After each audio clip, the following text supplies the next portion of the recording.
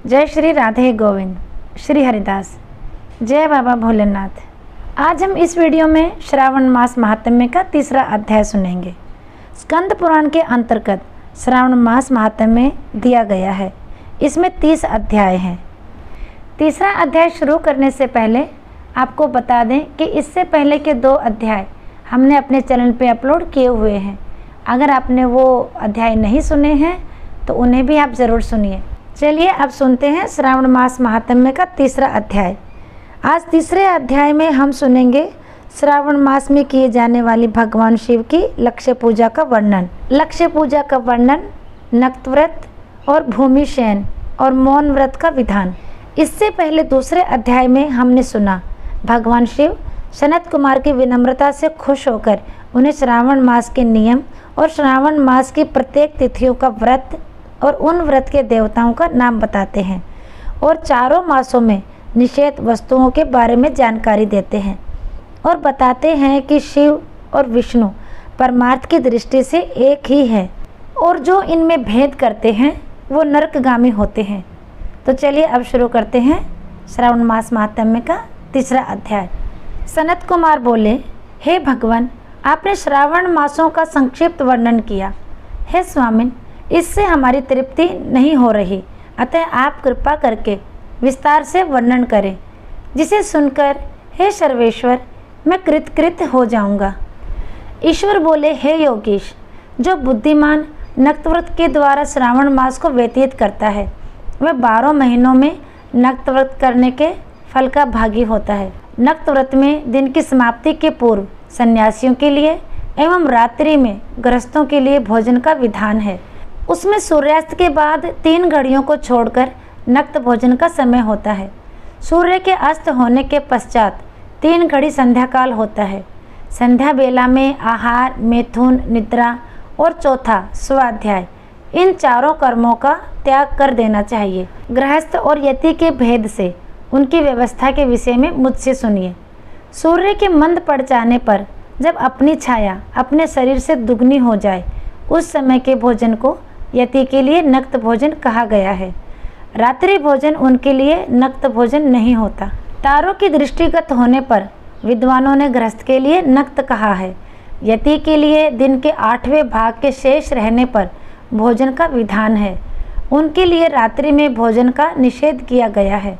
गृहस्थ को चाहिए कि वह विधि पूर्वक रात्रि में नक्त भोजन करे और यति, विधवा तथा विदुर व्यक्ति सूर्य के रहते नक्त व्रत करे। विदुर व्यक्ति यदि पुत्रवान हो तब उसे भी रात्रि में ही नक्त व्रत करना चाहिए।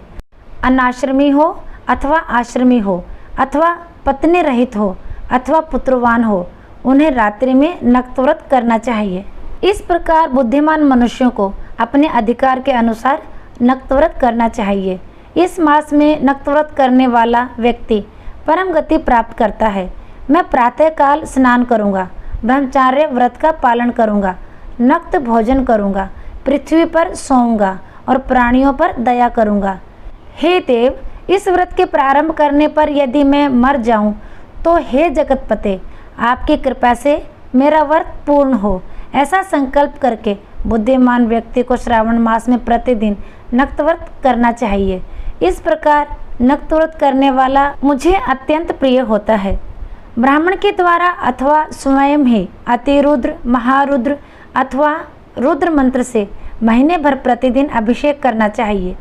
हे वत्स, मैं उस व्यक्ति पर प्रसन्न हो जाता हूँ क्योंकि मैं जलाधारा से अत्यंत प्रीति रखने वाला हूँ।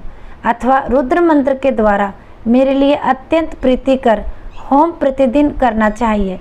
अपने लिए जो भी भोज्य पदार्थ अथवा सुख भोग की वस्तुएं अति प्रिय हों, संकल्प करके उन्हें श्रेष्ठ ब्राह्मण को प्रदान करके स्वयं महीने भर उन पदार्थों का त्याग करना चाहिए। हे मुने, अब इसके बाद उत्तम लक्ष्य पूजा विधि को सुनिए। लक्ष्मी चाहने वाले अथवा शांति की इच्छा वाले मनुष्यों को लक्ष्य बेलपत्रों या लक्ष्य दुर्वादलों से शिव की पूजा करनी चाहिए। आयु की कामना करने वाले को चंपा के लक्ष्य पुष्पों तथा विद्या चाहने वाले व्यक्ति को मल्लिका या चमेली के लक्ष्य पुष्पों से श्री हरि की पूजा करनी चाहिए। शिव तथा विष्णु की प्रसन्नता तुलसी दलों से सिद्ध होती है। पुत्र की कामना करने वाले को कटोरी के दलों से शिव तथा विष्णु का पूजन करना चाहिए। बुरे स्वप्न की शांति के लिए धान्य से पूजन करना प्रशस्त होता है। देव के समक्ष निर्मित किए गए रंगवल्ली आदि से विभिन्न रंगों से रचित पद्म, स्वास्तिक और चक्र आदि से प्रभु की पूजा करनी चाहिए। इस प्रकार सभी मनोरथों की सिद्धि के लिए सभी प्रकार के पुष्पों से यदि मनुष्य लक्ष्य पूजा करे तो शिवजी प्रसन्न होंगे। तत्पश्चात उद्यापन करना चाहिए, मंडप निर्माण कराना चाहिए और मंडप के त्रिभाग परिमाण में वेदिका बनानी चाहिए।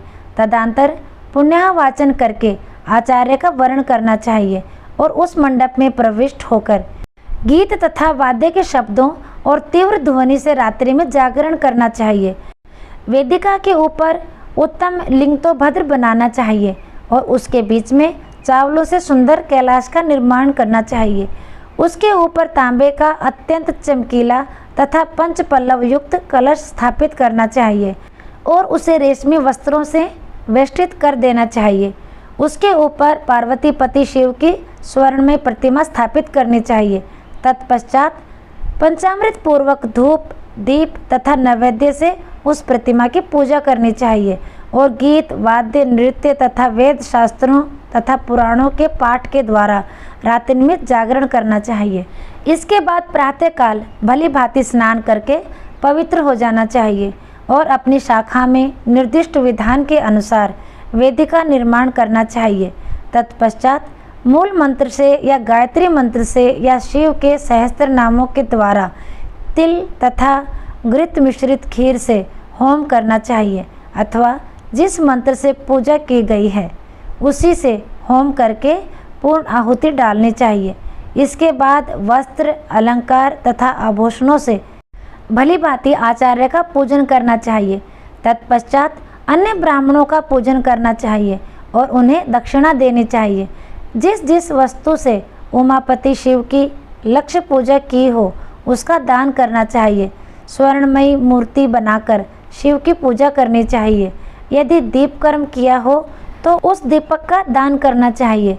चांदी का दीपक और स्वर्ण की वर्तिका अर्थात बत्ती बनाकर उसे गोघृत से भरकर सभी कामनाओं और अर्थ की सिद्धि के लिए उसका दान करना चाहिए।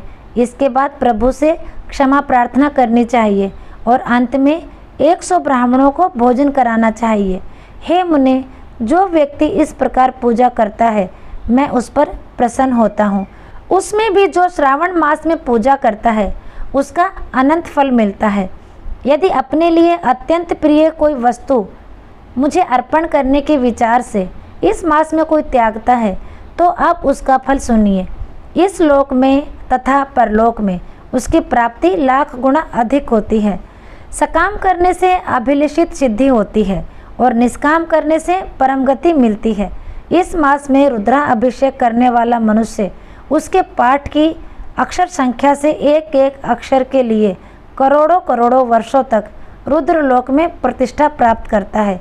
पंचामृत का अभिषेक करने से मनुष्य अमृतत्व प्राप्त करता है। इस मास में जो मनुष्य भूमि पर शयन करता है उसका भी फल मुझसे सुनिए।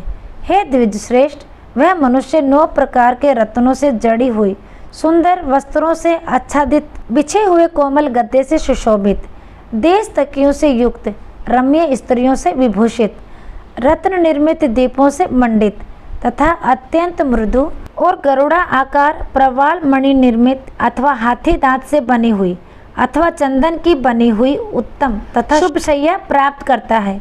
इस मास में ब्रह्मचर्य का पालन करने से वीर्य की दृढ़ पुष्टि होती है। ओज, बल, शरीर की दृढ़ता और जो भी धर्म के विषय में उपकारक होते हैं वह सब उसे प्राप्त हो जाता है। निष्काम ब्रह्मचार्य व्रति को साक्षात ब्रह्म प्राप्ति होती है और सकाम को स्वर्ग तथा सुंदर देवांगनाओं की प्राप्ति होती है। इस मास में दिन रात अथवा केवल दिन में अथवा भोजन के समय मौन व्रत धारण करने वाला भी महान वक्ता हो जाता है। व्रत के अंत में घंटा और पुस्तक का दान करना चाहिए। मौन व्रत के महात्म्य से मनुष्य सभी शास्त्रों में कुशल तथा वेद वेदांग में पारंगत हो जाता है तथा बुद्धि में बृहस्पति के समान हो जाता है। मौन धारण करने वाले का किसी से कलह नहीं होता, अतः मौन व्रत अत्यंत उत्कृष्ट है। इस प्रकार श्री स्कंद पुराण के अंतर्गत ईश्वर सनत कुमार संवाद में श्रावण मास महात्म्य में नक्त व्रत, लक्ष्य पूजा, भूमि शयन, मौन आदि व्रत कथन नामक तीसरा अध्याय पूर्ण हुआ। अगर आपको मेरी ये वीडियो अच्छी लगी है और जो भी सावन महात्म्य सुनना चाहता है उन्हें ये वीडियो ज़रूर शेयर करें। फिर मिलेंगे अगले वीडियो में। तब तक के लिए सभी को प्रेम भरी राधे राधे। जय बाबा भोलेनाथ।